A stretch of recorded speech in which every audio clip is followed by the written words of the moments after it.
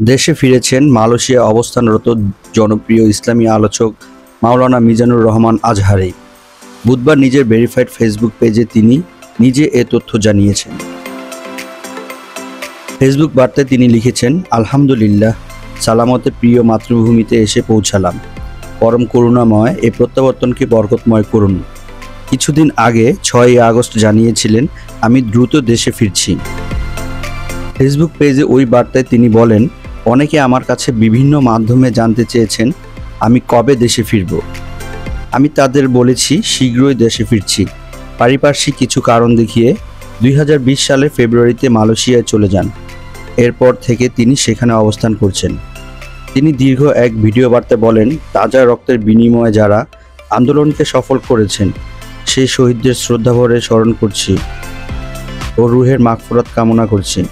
আহতদের দ্রুত সুস্থতা কামনা করছি। বৈষম্য বিরোধী আন্দোলনে যারা নেতৃত্ব দিয়েছেন এবং এখনও কষ্ট করে যাচ্ছেন তাদেরকে শুভেচ্ছা জানাই। নিউজ ডেস্ক, দৈনিক বাংলাদেশ।